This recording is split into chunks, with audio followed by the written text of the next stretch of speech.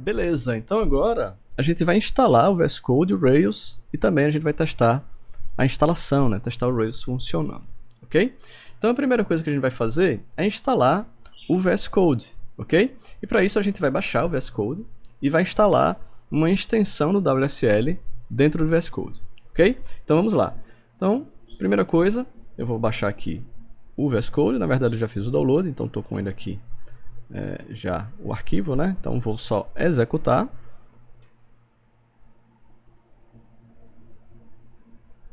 Beleza, aceito os termos, avança, avança, avança. Detalhe que eu vou marcar essas duas opções, só para ser possível a partir do Windows Explorer a gente abrir um diretório, né, uma pasta dentro do VS Code. Avancei, e aí é só aguardar a instalação. Joia! Então eu vou clicar aqui em concluir, vou deixar marcado. Ele já vai abrir para mim o VS Code. Quando o VS Code abre, a gente vê que tem uma mensagem ali, ó, sobre o WSL. E aí a gente pode clicar em instalar. Ele vai instalar essa extensão, esse plugin, dentro do VS Code para a gente ter o WSL funcionando direitinho, né, conversando direitinho aqui com o VS Code. Ok? Então é isso. Joia! Na segunda parte, a gente vai fazer a instalação do Rails, ok? E essa instalação do Rails consiste nessas etapas, onde a gente vai criar uma pasta de projetos, depois a gente vai fazer a instalação do Rails e fazer uma aplicação teste, depois criar um usuário do Postgres local e depois iniciar a aplicação, ok? Então vamos lá. Primeira coisa, a gente vai criar aqui uma pasta na raiz do Windows chamada Projetos. Beleza. Agora, para provar para vocês que essa pasta projetos é possível acessar de dentro do WSL, a gente vai acessar aqui o cd/mnt/c. As pastas que eu crio na raiz do meu Windows ficam dentro dessa pasta do WSL, mntc. Veja que a gente tem ali projetos, né? Para provar que é ela, eu vou mudar aqui o nome, só para vocês perceberem. Projetos com vários S ali. Vou dar um ls. E aí você vai ver que a gente tem ali, ó, projetos. Show de bola. Deixa eu voltar aqui.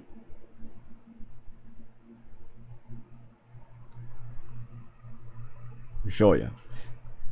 Então agora eu vou acessar aqui o VS Code. Vou abrir o VS Code novamente.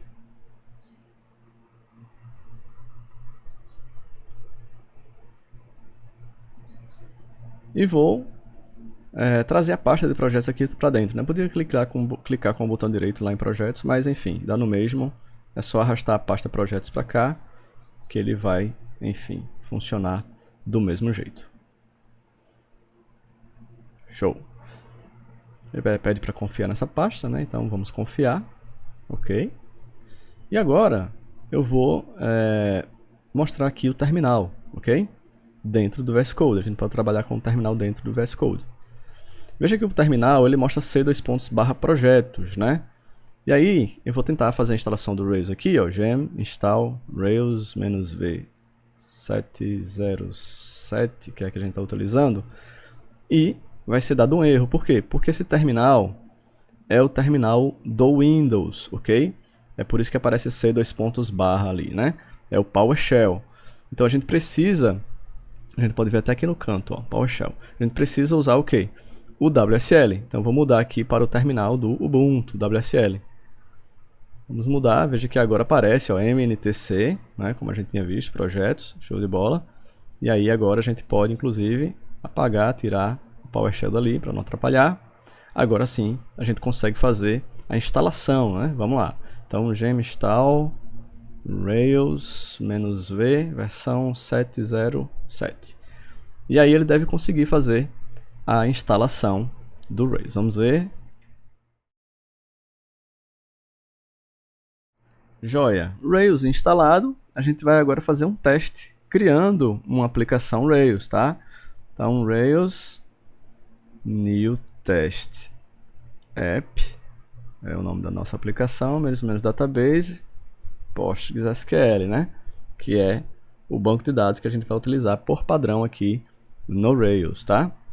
Então deu Enter, ele cria a aplicação e para a gente testar se o Rails está conversando com o Postgres, a gente precisa verificar, né? Mas antes vou entrar aqui na pasta do aplicativo, cd test app, depois de inicializar, né? Depois de criar o projeto, a gente entrou na pasta. Agora sim, eu vou verificar se o Postgres está ativo, ok? Então, sudo service Postgres status, não é Postgres, é Postgres SQL, ok? Tá lá online, funcionando.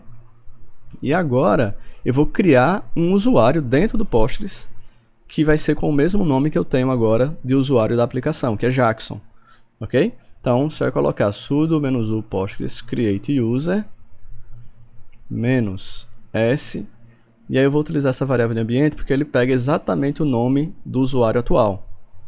Então, criou, não deu nenhum erro. Se eu rodar novamente, ele vai dizer que já existe. Ó. Vamos ver aqui. Tá lá, ó, já existe, né? Então, foi criado o usuário Jackson. Ou seja, a minha aplicação Rails, eu não preciso configurar nada, porque por padrão ela pega o nome do usuário local. Então eu vou só fazer a migração aqui, ó, melhor, create, para ele criar o banco de dados. Ele criou, então está funcionando, ou seja, a minha aplicação Rails conversou com o Postgres, e agora eu posso inicializar a aplicação, ou melhor, vamos migrar primeiro aqui. Joia, passei o banco de dados lá para o Postgres, agora eu vou inicializar a aplicação Rails e aí a gente pode fazer um teste, ok? Ó, levantou, porta 3000, né, localhost 3000, então cliquei, ele consegue acessar, beleza? Então com isso a gente pode ver, vamos voltar aqui para o slide, que a gente fez o que? A gente criou a pasta dos projetos, né, na raiz do Windows. A gente instalou o Rails, lembrando que tem que ser no terminal do WSL. Depois a gente criou uma aplicação teste, entrou na pasta dessa aplicação teste, né? E aí criou um usuário Postgres com o nome do usuário local, com esse comando aí, sudo -u Postgres create user -s cifrão user, né? Que é uma variável de ambiente. E aí a gente inicializou a aplicação, criando o banco de dados. Quando a gente usa esse Rails DB Create, ele vai se comunicar com o Rails e o Rails vai se comunicar com o Postgres, criando o banco de dados dele. O Migrate é para migrar as tabelas que existirem lá necessárias para o Rails funcionar, e depois o Rails para ele levantar a aplicação. Esses passos de criação da aplicação e esses detalhes de DB Create, Migrate, etc., eu vou comentar durante as aulas, tá? Aqui é só para a gente fazer um teste e ver que está tudo certinho. Beleza? Então é isso, voltamos já.